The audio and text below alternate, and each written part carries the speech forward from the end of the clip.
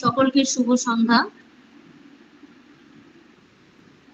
স্বামীজির দেববাণী পাঠ এবং আলোচনা আমাদের চলছিল বিগত বেশ কিছুদিন ধরে। আজকে সেই ঈশ্বরের কৃপায় সেই উদ্দেশ্য নিয়ে আমরা একত্রিত হয়েছি। বিশ্বচার্যং জগৎবন্ধং বিবেকানন্দ রূপিণম বীরেশ্বরাদেশমুৎপন্যং সপ্তর্ষি মণ্ডলাগতম জ্ঞান ভক্তি প্রদাতারম পদ্যাক্ষ গৌরবিগ্রহম ধ্যেয়ো দেবং জ্যোতিপুঞ্জ লোক কল্যাণকারিণম परतद्दिशदालीन रामकृष्ण समगया यो धर्म स्थापनो रतो वीरेशं तं नमाम्यहम् वीरेशं तं नमाम्यहम् रामकृष्ण प्रणमामि।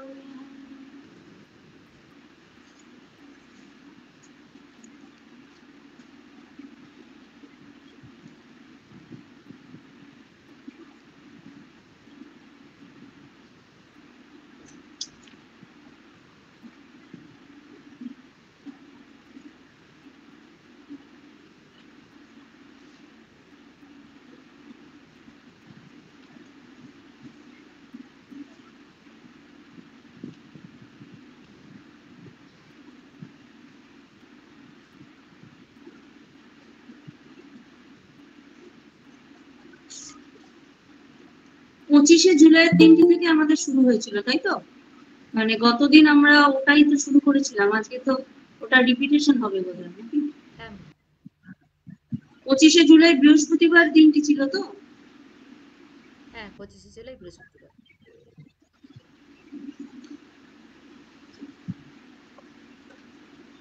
ওই ধ্যানের পদ্ধতিগুলো আপনি বলছিলেন।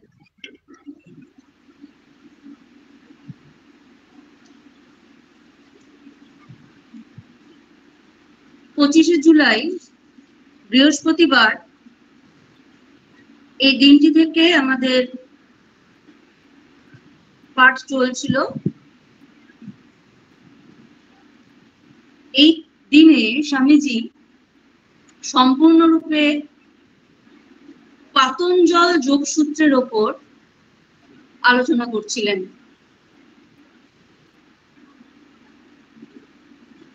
স্বামীজি এখানে বলছেন, আমরা ধ্যানের বিষয়ে আলোচনা করছি ঠিকই, কিন্তু এই বিষয়টা ভালো করে যদি আমরা না বুঝি তাহলে সেই ক্ষেত্রে ধ্যানে কিন্তু আমাদের সেভাবে বুঝতে সেই জায়গাটা অসুবিধা হবে।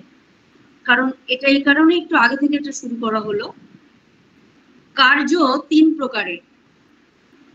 একটি বলছেন কৃত, যা আমরা নিজে করছি। দ্বিতীয়টি হচ্ছে কারিত, যা অপরের দ্বারা করাচ্ছ, মানে যা অপরকে দিয়ে আমরা করাচ্ছি।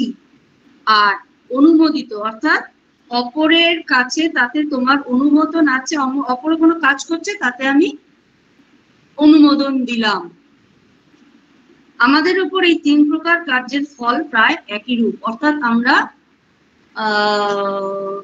বলছি যে আমরা কোনো খারাপ কর্ম করিনি, কিন্তু আমরা এখন প্রায়ই দেখি যে আমি তো করিনি, আমি সরে যাচ্ছি। বাবা, রাস্তায় কিছু হচ্ছে, কোনো রকমের কোনো সমস্যা হলো, কারোর কোথাও একটু কিছু সমস্যা হলো, আমরা কিন্তু বিশেষভাবে সেখানে গা বাঁচিয়ে চলার একটা চেষ্টা করি, যেটি বাঙালিদের আগে সেভাবে বাঙালির ধর্ম ছিল না, কিন্তু এখন হচ্ছে। কেউ বিপদে পড়লেও আমরা কিন্তু সেভাবে এগিয়ে যাই না। রাস্তায় বিপদে পড়লেই ভাবি যে অন্য কেউ এখানে আমি কথা বলতে গেলে আবার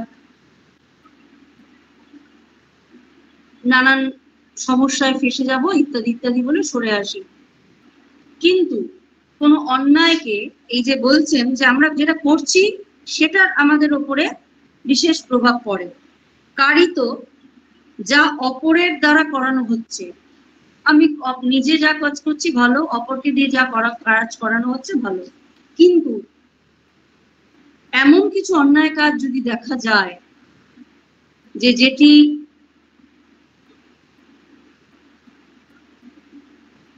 করছে সেটি আমার অনুমোদন আছে, আমি সেটার প্রোটেস্ট করছি না, গা বাঁচিয়ে চলে আসছি, অর্থাৎ সেটা করুক বা না করুক, সমাজের ওপর এমন ঘটনা ঘটুক কি না ঘটুক, সেটা আমাদের দেখার দরকার নেই, অর্থাৎ একভাবে আমার অনুমোদন আছে এই বলে আমি গা বাঁচিয়ে চলে এলাম। প্রত্যেকটি কর্মফল আমাদের উপরে বর্তায়। এরপর বলছেন, পূর্ণ ব্রহ্মচর্যের দ্বারা মানসিক এবং আধ্যাত্মিক শক্তি খুব প্রবলভাবে থাকে। ব্রহ্মচারীকে কায় মনোভাবকে যে কোনো রকম কামনা বাসনাজনিত যে চিন্তা ভাবনা বা কর্ম থেকে নিজেকে সরিয়ে রাখতে হবে। দেহটার বেশি যত্ন ভুলে যেতে হবে। আমরা দেহটাকে যেটা করি, যে আমরা দেহকে যত্ন করি, যত্ন মানে দেহকে সুস্থ রাখার যা চেষ্টা আমরা সেটা করব।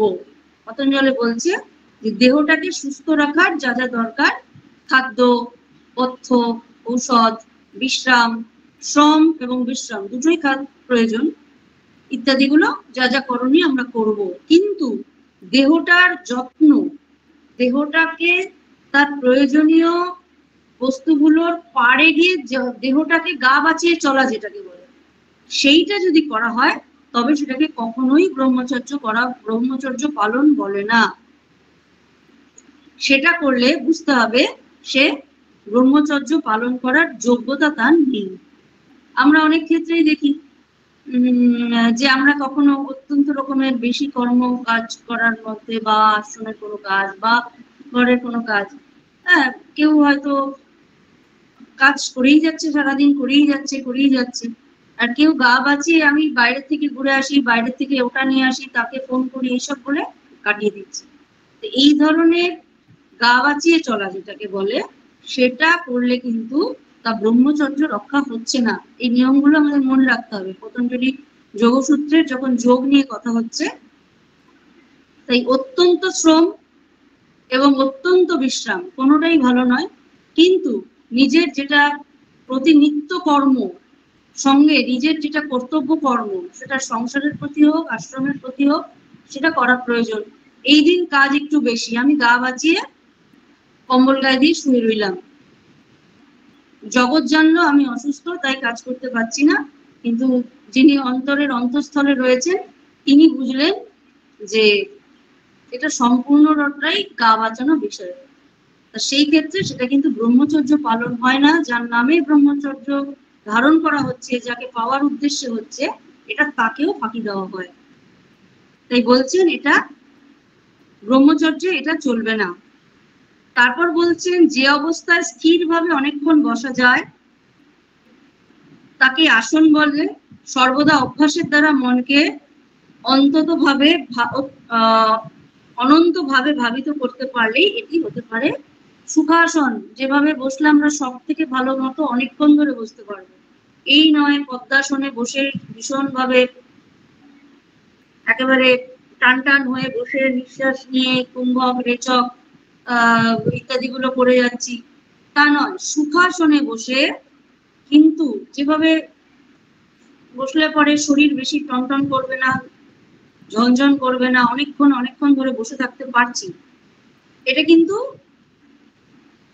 নবিসদের জন্য নয়, নবিসদের প্র্যাকটিস করতে হবে। কিন্তু যারা একটু বয়োজ্যেষ্ঠ হয়েছেন, তাদের শরীরের নানান সমস্যা দেখা দিয়েছে, তাদের ক্ষেত্রে সুখাসনে বসে এটি যদি আমরা করি, যেটা অনেকক্ষণ বসে থাকতে পারছি, সেই অবস্থায় আমরা আসন করব এবং মনকে অনন্তভাবে ভাবিত রাখবো। একটা বিষয়ে সর্বদা চিন্তা করব, চিত্তবৃত্তি প্রবাহিত করার নামই হচ্ছে ধ্যান।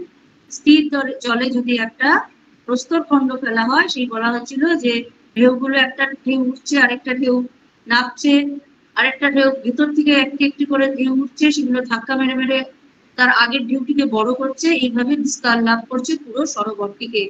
ঠিক ওইভাবেই ধ্যানের অভ্যাসটা করতে হবে। অপরকে হিংসা করলে বন্ধন হয় ও আমাদের সামনে থেকে সত্য ঢাকা পড়ে যায়। শুধু নিষেধাত্মক ধর্ম সাধনই যথেষ্ট নয়, মায়াকে আমাদের জয় করতে হবে। তাহলে মায়াই আমাদের অনুসরণ করবে।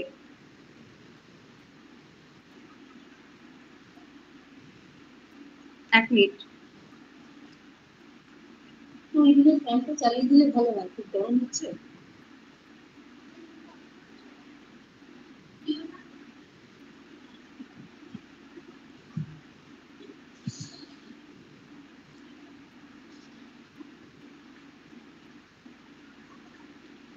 এরপর বলছেন, ওইদিকে ফ্যান,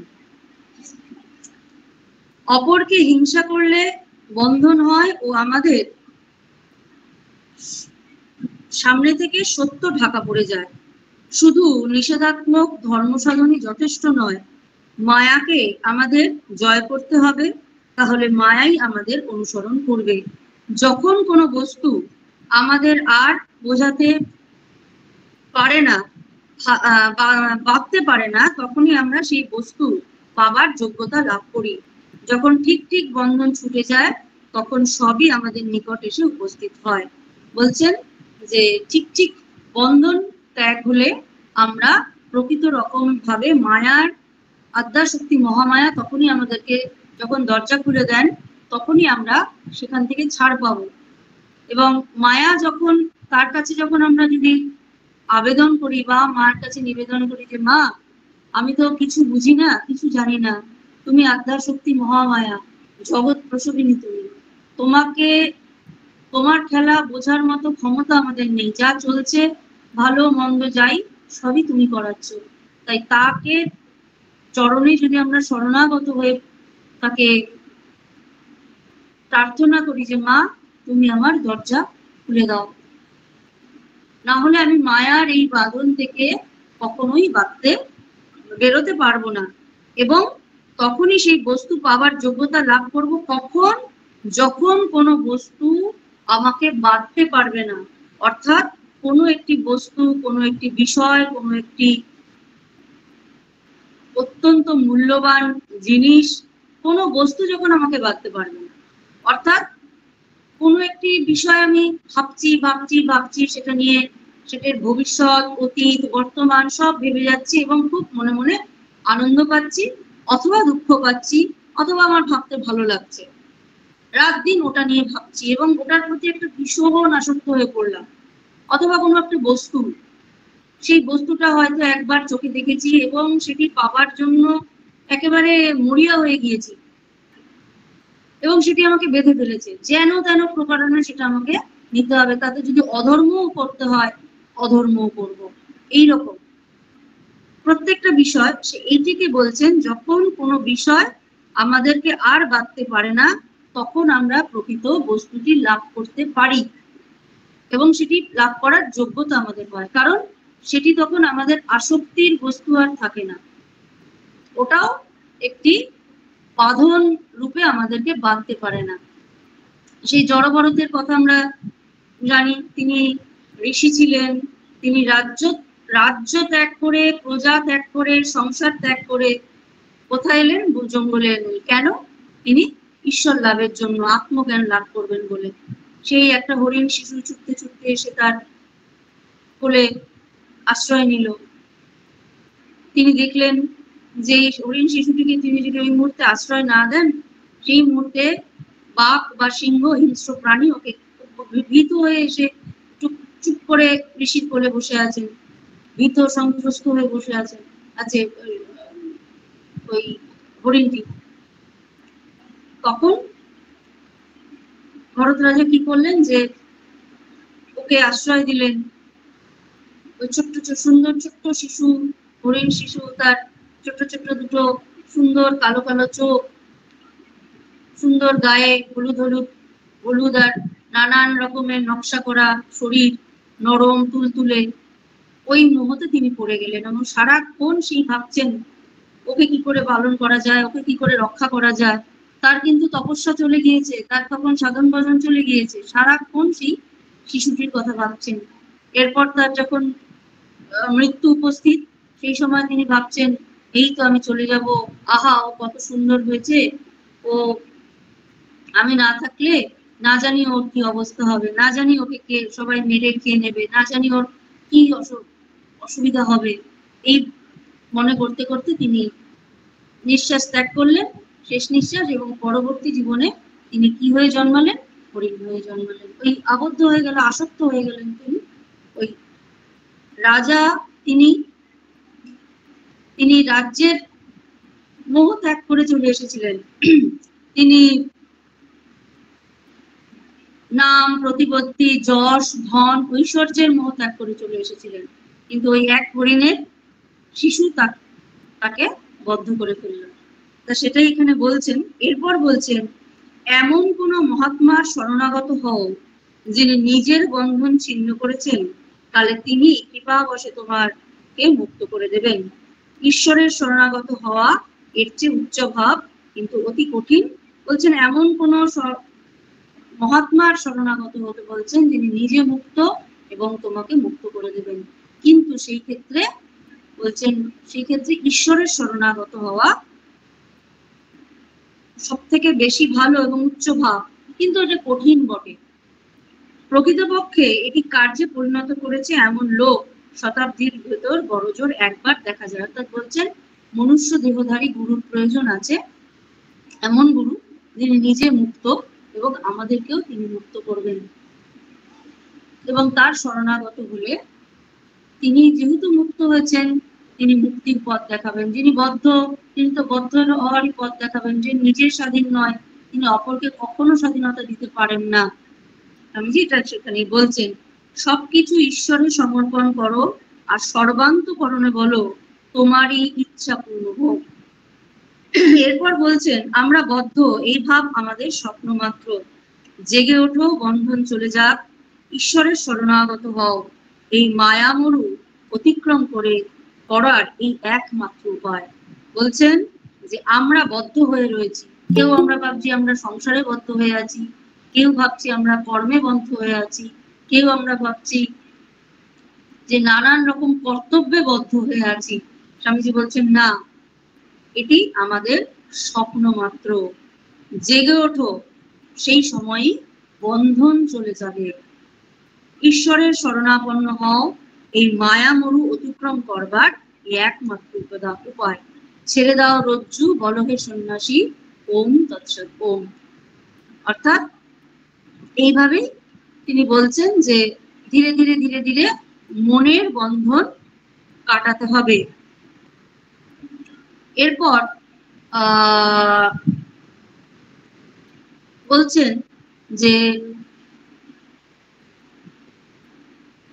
আমরা যে অপরের সেবা করতে পারছি, এ আমাদের একটা বিশেষ সৌভাগ্য। কেন কেন এটি বিশেষ সৌভাগ্য?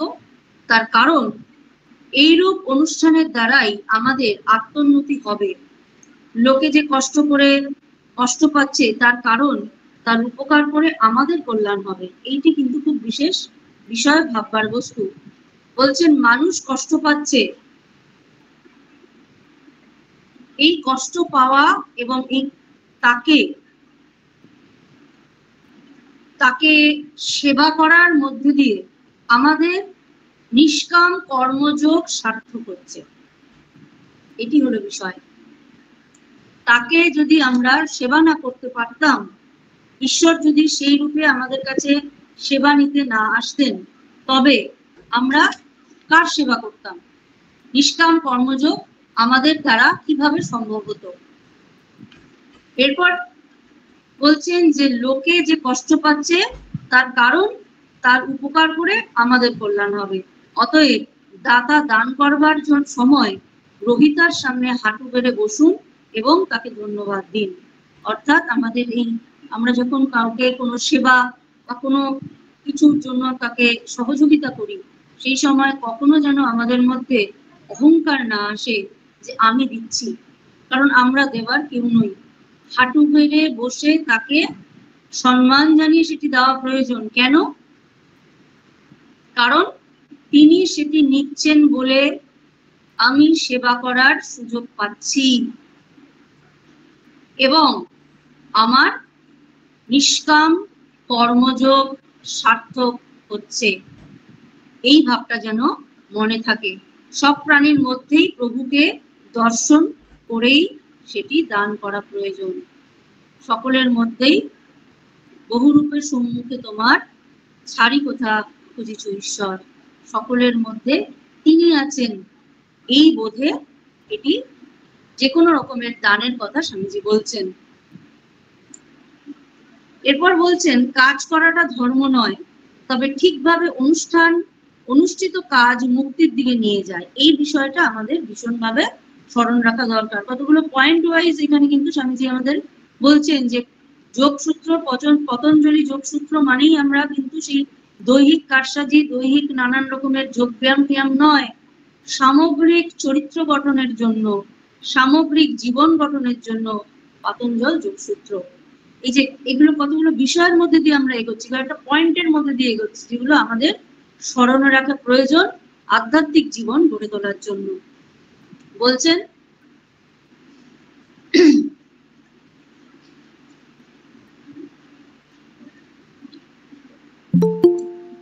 প্রথমে বলছেন যে যতই ভালো কাজ করি না কেন তা ভালো মন্দ মিশিয়েই হবে, তবে সমুদয় কার্য নিজের ব্যক্তিগত ফলাফলের দিকে দৃষ্টি না রেখে করে যাও। সব ফল ঈশ্বর সমর্পণ করো, ভালো মন্দ কিছুই তোমায় অভিভূত যেন করতে না পারে। অর্থাৎ কোনো সেবা কাজ হচ্ছে, সেটি তারই ইচ্ছায় হচ্ছে, ভালো হলে তার মন্দ আছে, মন্দ হলে তার ভালো আছে, দুটি দিকই আছে, তাই সেই নিয়ে ভাবার প্রয়োজন নেই। অর্থাৎ আমি কাজটা করলাম, ঈশ্বর করালেন, তাই হলো, এবং সেটি কতদূর কি হলো সেটি নিয়ে যদি মন্দ হয় শোক করার প্রয়োজন নেই, রেকটিফিকেশনের প্রয়োজন আছে। আর যদি ভালো হয় সেটি নিয়েও আত্মম্বরিতার কোনো প্রয়োজন নেই, সেখানে মনে করতে হবে ঈশ্বর চেয়েছেন বলে সেটি সম্পূর্ণরূপে সুষ্ঠু হয়েছে, এবং সবটি তার পায়ে নিবেদন করতে বলছেন। এরপর বলছেন কাজ করাটা ধর্ম নয় বটে, তবে ঠিকভাবে অনুষ্ঠিত কাজ মুক্তির দিকে নিয়ে যায়। অনুষ্ঠিত কাজ, ঠিকভাবে অনুষ্ঠিত কাজ, এটি একটি বিশেষ বিষয়। ঠিকভাবে অনুষ্ঠিত কাজ মানে আমরা একটা বড় কাজ করি কিন্তু তাতে ডিসিপ্লিন অর্থাৎ নিয়মানুবর্তিতা, ডিসিপ্লিন বা নিয়মানুবর্তিতা একান্ত প্রয়োজন। এইটি যদি না হয় তবে কোনো কাজই কিন্তু সঠিক হলো না। আর আরেকটি বিষয়, যে কোনো কাজ আমি যদি শুরু করলাম এবং সেই কাজটি প্রথম অবস্থায় হয়তো শেষ হলো, সেই কাজটি কিন্তু শেষ হলো না। সেই কাজটি তখনই সম্পূর্ণতা পায় যখন সেই কাজটি হয়ে যাওয়ার পর সেই স্থানটিকে আমি আবার আগের পর্যায়ে নিয়ে যেতে পারি। বড় আয়োজন হলো পূজার, সেখানে নানান ঢাক ঢোল ইত্যাদি ইত্যাদি, এটা নানান জায়গায় দেখতে পাই আমরা। ঢাক ঢোল, পূজা অর্চনা হচ্ছে, নৈবেদ্যের একেবারে রাশি রাশি নৈবেদ্য পড়েছে, সেখানে কোনো আয়োজনের কোনো ত্রুটি নেই, নানান রকমের 36 রকমের ভোগ দিয়ে ঈশ্বরের আরাধনা হচ্ছে, পঞ্চপ্রদীপ, 108টি প্রদীপ, কোনো কিছুর কোনো আয়োজনের ত্রুটি নেই, বাসনপত্র, ফুল ফলাদির কোনো আয়োজনের ত্রুটি নেই, দশোপচার ষোড়শোপচারে পূজা হলো, যজ্ঞ হলো, অসাধারণ পূজা, অসাধারণ আরাধনা, পূজা সেইখানে শেষ হলো, অঞ্জলি প্রদান হলো, যজ্ঞ সমাপন হলো, পূজা শেষ হলো। কোনো একটি জায়গায় যদি আমরা যাই, পূজা শেষ হলো, আমরা বলি পূজা শেষ, এবার আপনারা প্রসাদ গ্রহণ করবেন। আমরা কি করি, হ্যাঁ প্রসাদ ভোগ নিবেদন হয়ে গেল, ভোগ নামানো হলো, প্রসাদ নিবেদন হলো, খুব ভালো পুজো হয়েছে, আহা, কবি নিজেকেই নিজের পিঠে একটু চাপড়ে নি, আহা কি সুন্দর আয়োজন, এরম বোধহয় আর কেউ করতে পারবে না। তারপর সেই শুকনো ফুল, শুকনো মালা, এঁটো বাসন, সলতে পুড়ে যাওয়া প্রদীপ, আসনটা বেঁকে রয়েছে, ধূপকাঠির ছাই, ফলের খোসা পড়ে রইল, যে আসনটায় বসে পূজা করেছিলেন সেই আসনটা ওইভাবে টেনে বেঁকে কোথাও একটা পড়ে রইল, বাসনপত্র এদিক ওদিক ছড়ানো, পূজা তো সমাপন, চলে গেলাম, প্রসাদ বিতরণ হলো, প্রসাদ কালকে করবো, পূজা কিন্তু সমাপন হলো না, একটা অধ্যায় সমাপন হলো। বা একটা পর্ব সমাপন হলো। পূজা তখন সমাপন হলো হয় বা কার্য তখনই সমাপন হলো ঠিক পূজার আগের মুহূর্তে সেই স্থানটি যেমন ভাবে সুন্দরভাবে সুসজ্জিত, পরিষ্কার পরিচ্ছন্ন ছিল এবং পুরো স্থানটি সেইভাবে একেবারে পবিত্র, পরিষ্কার পরিচ্ছন্ন, নিট অ্যান্ড ক্লিন থাকবে, সেই সময় কিন্তু পূজা সমাপন হলো, সবাই প্রসাদ পেল, সেই স্থানটা পরিষ্কার হয়ে গেল। নিজেদের দিয়ে যদি ভাবি, আমরা বাড়িতে কোনো অনুষ্ঠান হচ্ছে, খেলাম দিলাম, বাসনগুলো এদিক ওদিক পড়ে রয়েছে, এঁটো বাসন যেভাবে ময়লা যেখানে পড়ে রয়েছে, আমরা কি বিছানায় গিয়ে নিশ্চিন্তে ঘুমিয়ে পড়ি? ওই বিছানার মধ্যেও হয়তো নানান ধরনের জিনিসপত্র এলোমেলো হয়ে পড়ে রয়েছে, ওই একটু সরিয়ে ঘুমিয়ে পড়লাম। পারি কি? পারি না তো। এই জায়গাটাকে একদম সুন্দর করে পরিষ্কার টরিষ্কার করে তারপর আমরা বিশ্রাম নিই। এক্ষেত্রেও কিন্তু তাই, ভগবানের পূজা দিনের বেলা হলো, সন্ধ্যাবেলা হলো, ওইভাবেই পড়ে রয়েছে, কোথাও প্রদীপ উল্টে রয়েছে, ধুনোচিটা ওভাবেই পড়ে রয়েছে, আমরা গিয়ে ভাবলাম এই তো ঠাকুরের নিদ্রা দিয়ে দিই, হয়ে গেল। সেইভাবে কি সম্ভব হলো? সেটা কি পূজা সম্পূর্ণ হলো? সম্পূর্ণ হলো না, সমাপন হলো একটা দিক। তারপর সম্পূর্ণ তখনই হবে যখন সেটা আগের অবস্থায় ফিরে আসবে। স্বামীজি কিন্তু সেটাই বলছেন যে সুঅনুষ্ঠিত ভাবে কাজ করাটাই হচ্ছে মুক্তি। সুঅনুষ্ঠিত ভাবে, ঠিকঠাক ভাবে কাজ করাটা। একটা বিশাল আয়োজন করে পূজা করলাম, তাতে মানুষজন হয়তো এলো, কিন্তু তারা কোনো রকম সুযোগ, তারা আয়োজন কিছু করতে পারলো না, দেখতে পারলো না, অঞ্জলি দিতে পারলো না, প্রসাদ পেলো না, ময়লার মধ্যেই তাকে বসে খাওয়া দাওয়া করতে হলো, ইত্যাদি ইত্যাদি। এইগুলোকে কখনোই বলা যায় না যে সেটি সুষ্ঠু পূজা। এটি একটি দিক। এরপর বলছেন অপবিত্র চিন্তা ও কল্পনা অপবিত্র ক্রিয়ার মতোই দোষবহ। কামনা দমন করলে তা থেকে উচ্চতম ফললাভ হয়। কাম শক্তিকে আধ্যাত্মিক শক্তিতে রূপান্তরিত করা প্রয়োজন। আচ্ছা, এখানে বলছেন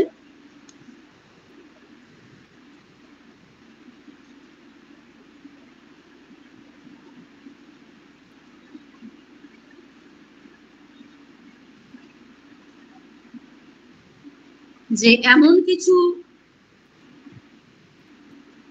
চিন্তা আমাদের মনে অনেক সময় আসে, যে চিন্তাটা কিন্তু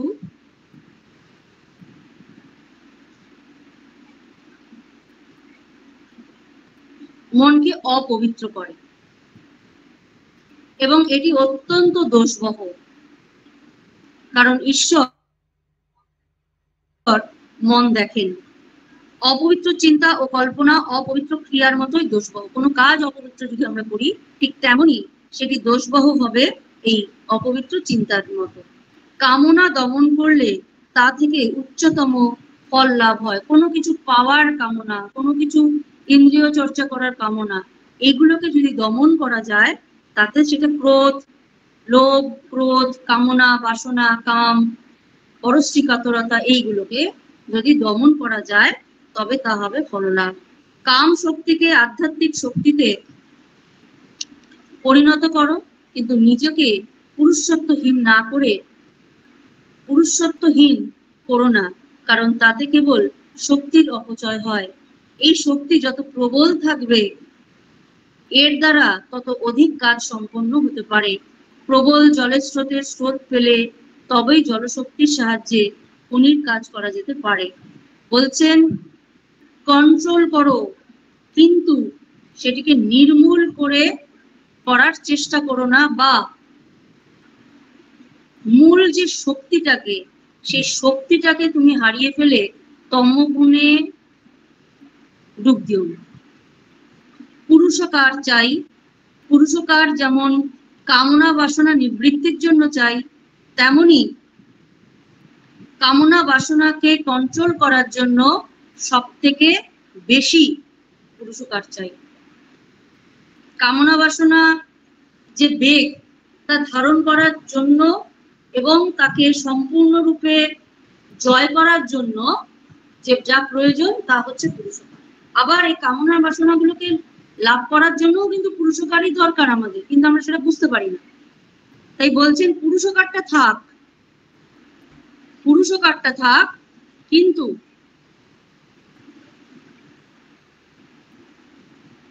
সেটি যেন সঠিক পথে চালিত হয়। প্রবল জলস্রোত পেলে তবেই জলশক্তির সাহায্যে খনির কাজ করা যেতে পারে।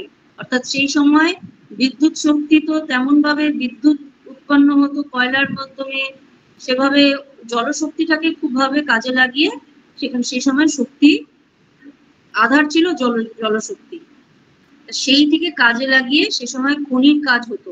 তাই বলছেন যে জলশক্তিটাকে তুমি কাজে লাগাও, কিন্তু ধ্বংসের জন্য নয়, খনি উৎপাদনের জন্য।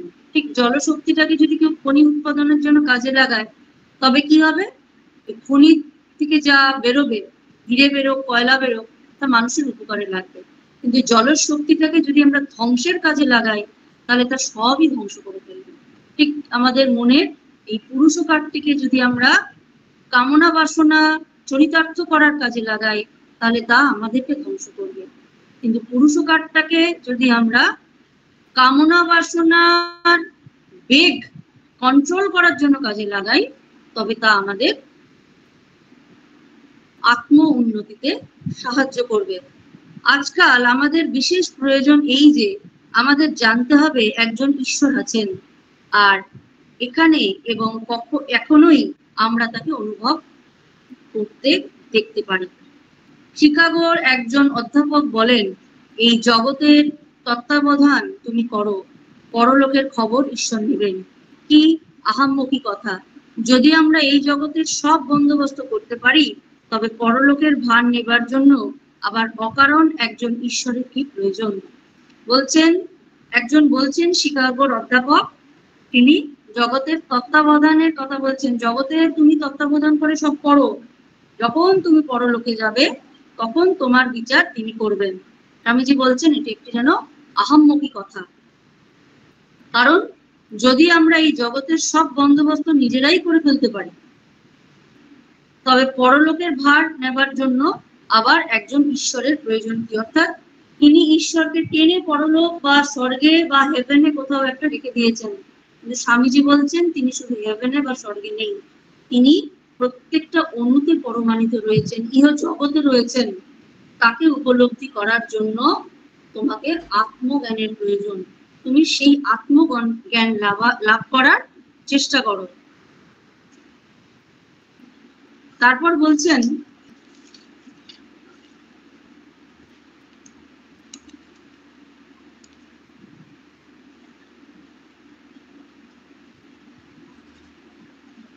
ইচ্ছা শক্তিকে দৃঢ় করতে পারলে আমাদের মন খুব সহজে সংযত হয়, খুব সহজে একাগ্র হয়। এই সহজে এবং এই একাগ্রতা গুলি যখন আমরা ইন্দ্রিয়গুলির ওপর প্রয়োগ করি, এবং তখন তা খুবই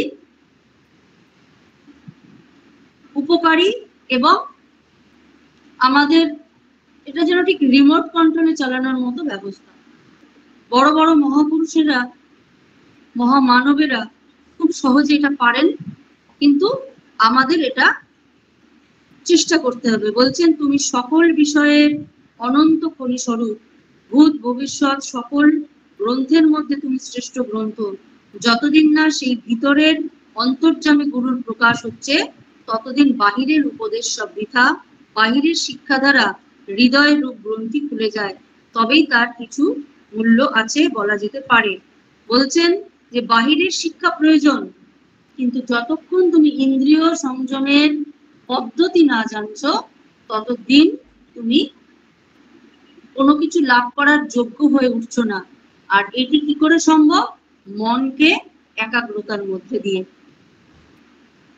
মনের একাগ্রতা করতে গেলে কি করতে হবে? সহস্র সহস্র উপায়ের কথা বলছেন, কিন্তু যেটি বলছেন প্রথম যেটা, সেটা হচ্ছে সব থেকে বড় হচ্ছে তোমার ইচ্ছা শক্তি। ইচ্ছা শক্তির মধ্যে দিয়ে তুমি মনকে একাগ্র করতে পারো। এই প্রণালী যোগের দ্বারা একটি খুব শীঘ্র সাধিত হতে পারে।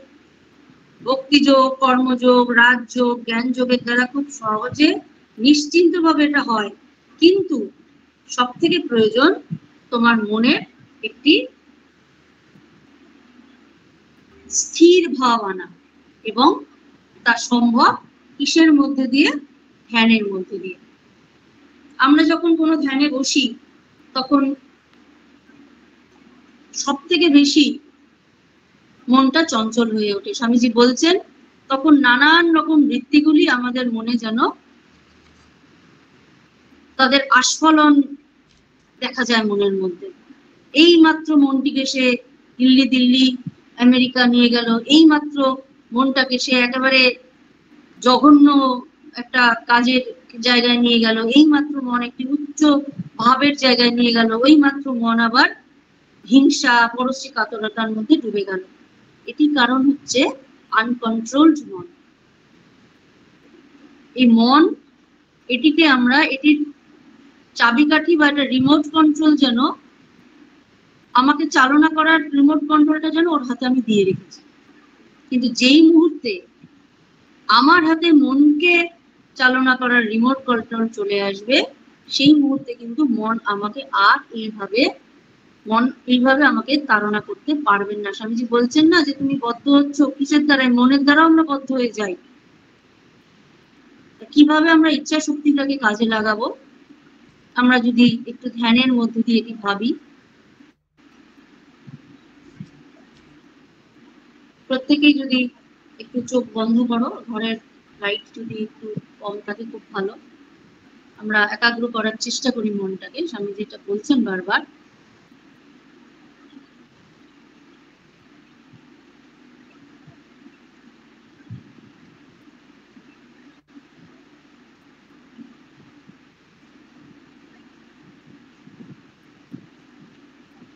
একটি সুন্দর পাহাড়ি রাস্তা দিয়ে আমরা হেঁটে চলেছি। ধীরে ধীরে সেই রাস্তা দিয়ে আমরা এগোচ্ছি।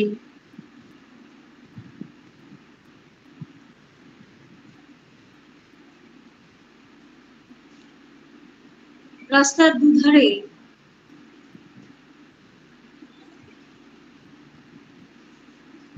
অসংখ্য গাছ, অসংখ্য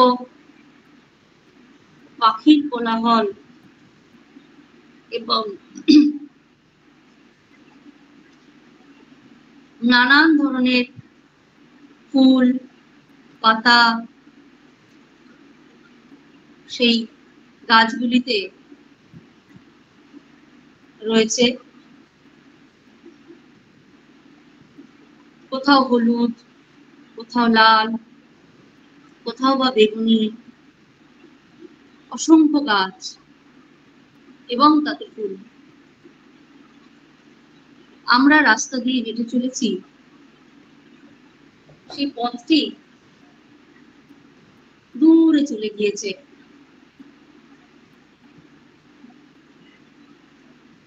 আমাদের সাথে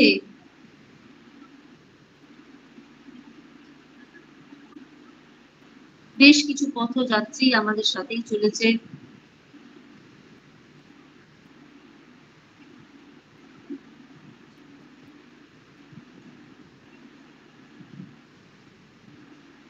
হঠাৎই এক সুন্দর মৃদু গন্ধ আমাদেরকে যেন একটু অনুপ্রাণিত করে গেল। হে পথিক, এগিয়ে চলো, থেমো না। যেতে যেতে ওই সুন্দর গন্ধ, সুন্দর দৃশ্য, পাখির কিচিমিচি, ছায়া ঘন পথ, যেন একটা অদ্ভুত স্বর্গীয় পরিবেশের মধ্যে আমরা এগিয়ে চলেছি। আমাদের গন্তব্য কিন্তু আমাদের সামনে, পথটি কিন্তু আমাদের গন্তব্য নয়। ধীরে ধীরে ধীরে ধীরে আমরা এগোচ্ছি। শীতল বাতাস আমাদের স্পর্শ করে যাচ্ছে। পথের দুধারে দূরে কিছু জনবসতি দেখা যাচ্ছে। দেখতে দেখতে আমরা এগিয়ে চলেছি। জনবসতিতে কোথাও কোনো ঘরে কোনো শিশু হাসছে, কোনো শিশু কাঁদছে, কোথাও কাঠুরে যেন কাঠ কাটছে, কোথাও নদী থেকে জল ভরে মেয়েরা যেন ফিরছে। সাক্ষী দ্রষ্টার মতো দেখতে দেখতে দেখতে দেখতে আমরা এগোচ্ছি। কোনোটাই কিন্তু ইনভলভ হচ্ছি না।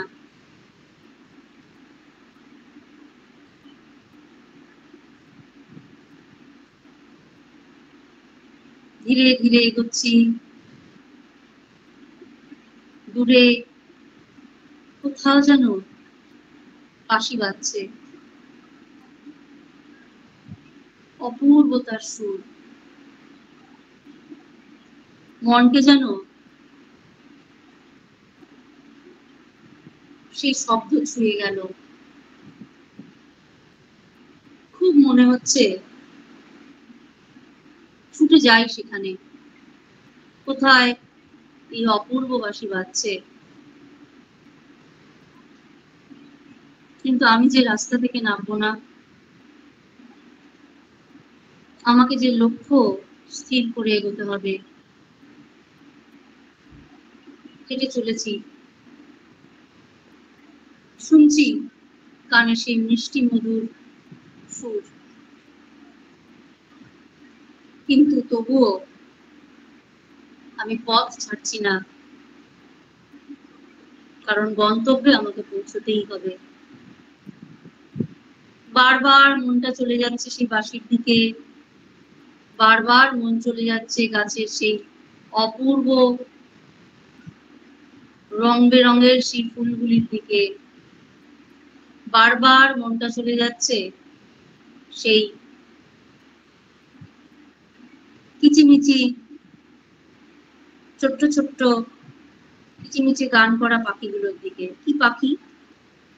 দোয়েল, শালিক, টিয়া, না অন্য কিছু? দাঁড়িয়ে পড়ছি না, তারপরেই আবার মনে হচ্ছে গন্তব্যে তো আমাকে পৌঁছতেই হবে। আবার চলেছি চলেছি,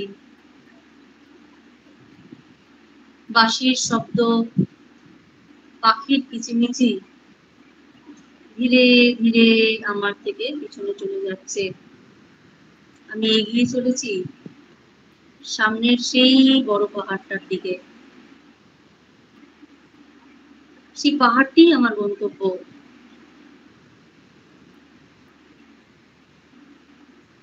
হঠাৎই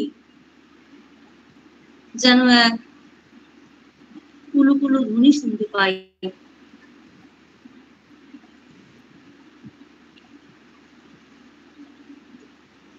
হাঁটছি,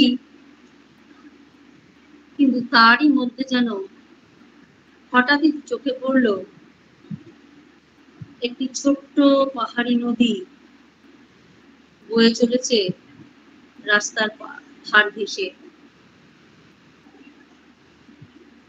বাহ, কি সুন্দর নদী! তাতে নীল জল, বাহ, অদ্ভুত সুন্দর মাছগুলো যেন সেখানে খেলে বেড়াচ্ছে।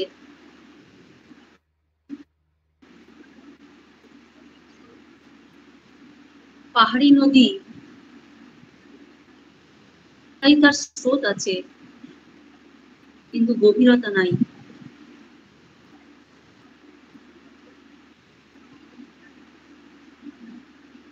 ভালো করে আমরা সকলে দেখি,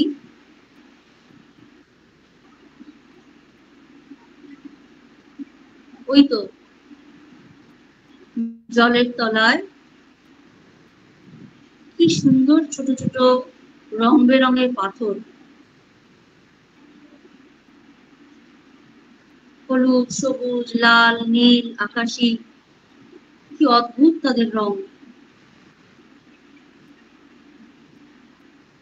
নেমে পড়ি তাহলে। একবার মনে হলো, কিন্তু না, আবার মনে হলো আমাকে তো গন্তব্যে পৌঁছতে হবে। আবার সেই পথ ধরেই এগিয়ে চলেছি। দূরে পাহাড়টিকে যেটি এতক্ষণ আমরা নীল বর্ণ মনে হচ্ছিল, সেটি যেন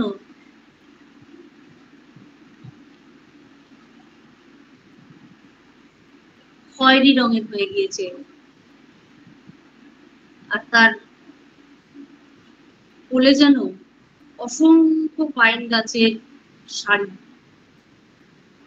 এবড়ো খেবড়ো পাথরের রাস্তা ধরে সেই পাহাড়ের গায়ে গা বেয়ে উঠে চলেছে ওপরে।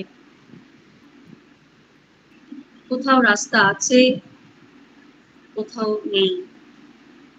কোথাও পথ খুব ভঙ্গুর, কোথাও বা সেটুকুও নেই।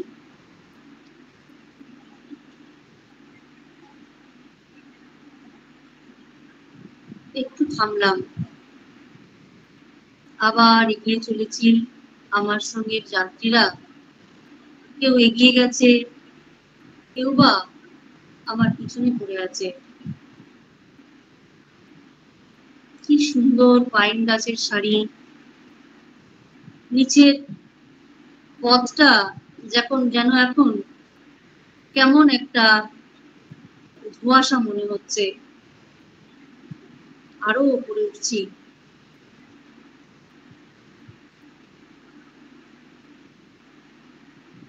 এ তো মেঘমল্লার দেশ। মেঘগুলো যেন আমাকে স্পর্শ করে শীতল করে দিয়ে কোথায় চলে যাচ্ছে। ধীরে ধীরে আমি ওপরে পৌঁছে গেছি।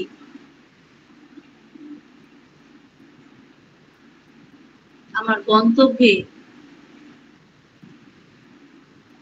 আর 2-3 পা বাকি।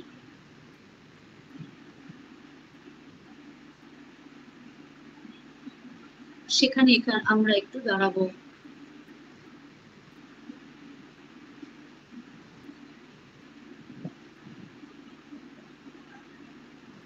চারিদিক সবুজে ঢাকা।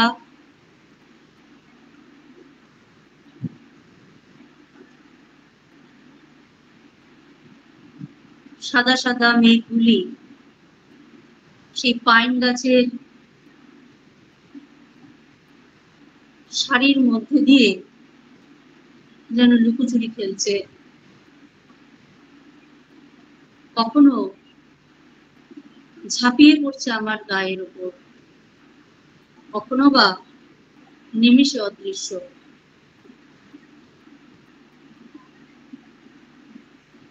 প্রকৃতি মা যেন এই স্থানটিকে নিজের মতো করে সাজিয়েছেন। আহা, কি অপূর্ব দৃশ্য।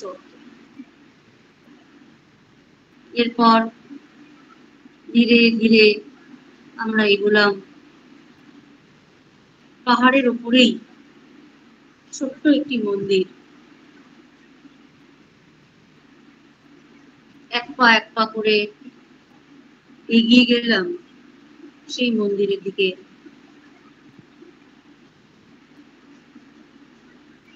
দরজাটি একটু স্পর্শ করাতেই খুলে গেল।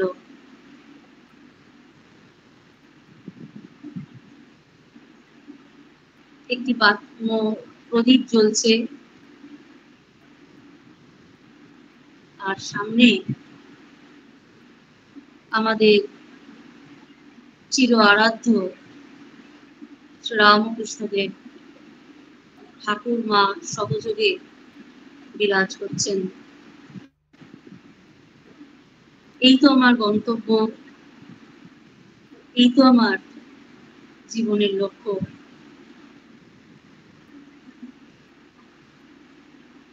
সেই রূপ দেখার জন্যই তো এত দূর আসা। পথে যা যা সৌন্দর্যের বস্তু দেখেছি, পাইন গাছ, মেঘরাশি, বাঁশির শব্দ, নীল জল, রঙিন মাছ, পাহাড়ি ফুল, এই রূপের কাছে যেন সবই শুধুই মিথ্যা, শুধুই কল্পনা, শুধুই যেন মরীচিকার হাতছানি।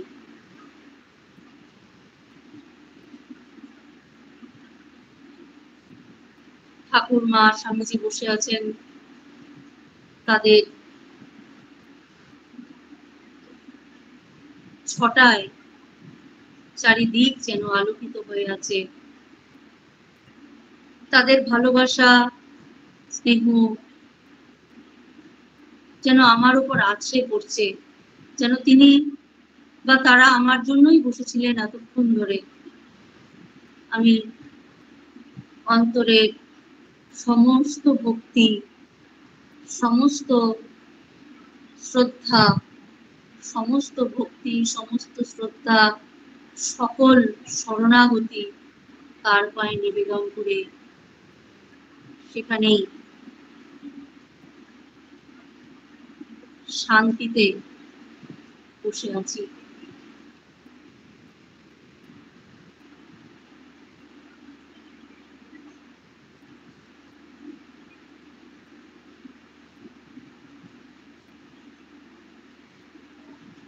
এক অপূর্ব শীতলতা, এক অপূর্ব স্নেহ, এক অপূর্ব ভাবপ্রবাহ যেন আমাকে আপ্লুত করে দিয়েছে। আমি সেই ভাবের রাজ্যে সম্পূর্ণ নিমজ্জিত হয়ে গিয়েছি। আমরা প্রত্যেকেই তা অনুভব করব।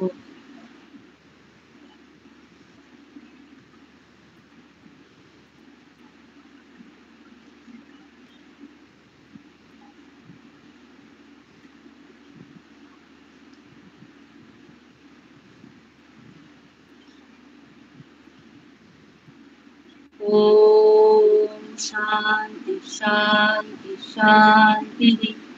हरि ओम तत्सत। श्रीरामकृष्णार्पणमस्तु। এখন আমাদের এই আধ্যাত্মিক আলোচনা সভা প্রায় শেষের মুখে। এখন সমাপ্তির সঙ্গীত নিবেদন করবেন আমাদের শ্রদ্ধেয়া সুতপা ব্যানার্জি দিদিভাই। সুতপা দিদিভাইকে গান শুরু করার জন্য ঠাকুরমা স্বামীজির চরণে ভক্তিপূর্ণ প্রণাম জানাই। মাতাজিকে আমার সশ্রদ্ধ প্রণাম জানি। আমি একটি বিবেক গীতি পরিবেশন করছি।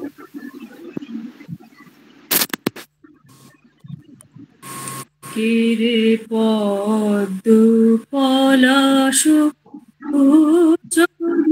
কিরে পদ্ম পলাশ লোচন কিরে সারদয়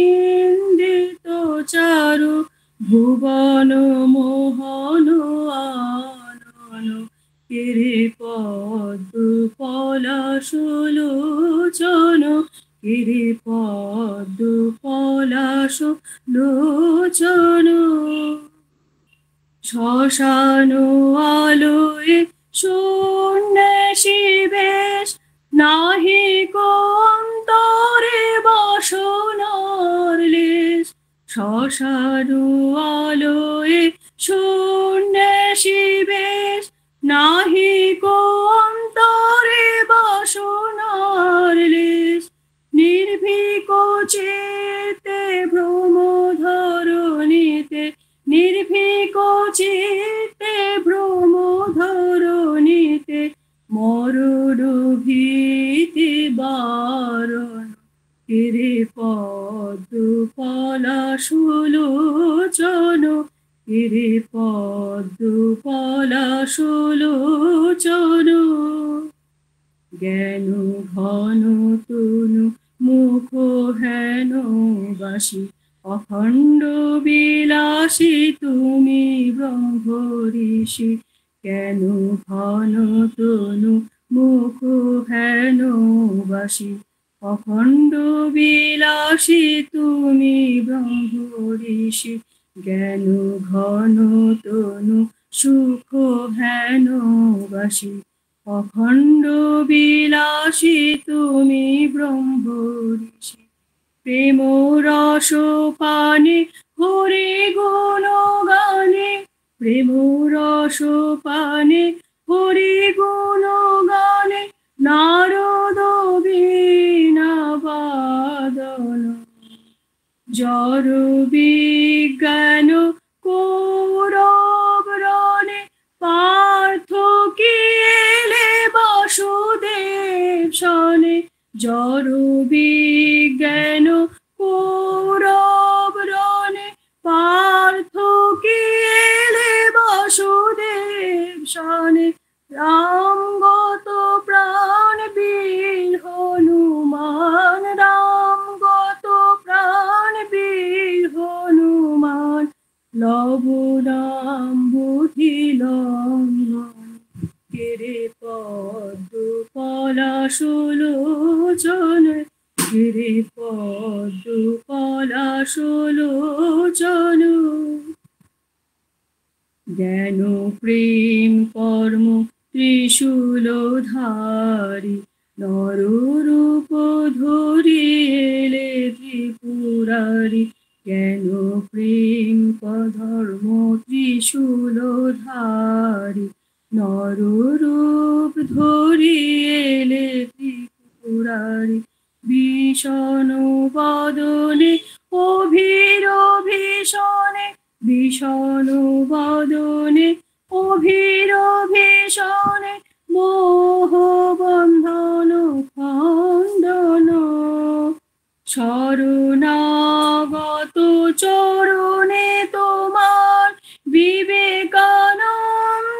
বীর অবতার শরণাগত চরণে তোমার বিবেকানন্দ বীর অবতার কিবা পরিচয় রাম কৃষ্ণময় কিবা পরিচয় রাম কৃষ্ণময় মম মানস রঞ্জন এরে পদ্ম পলাশলোচন এরে পদ্ম পলাশলোচন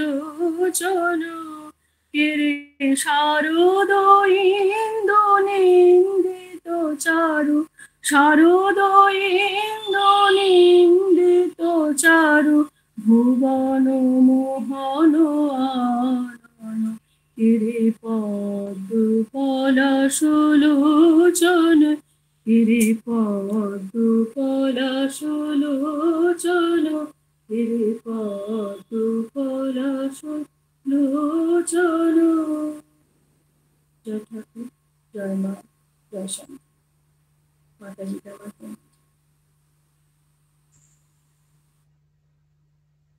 মাতাজি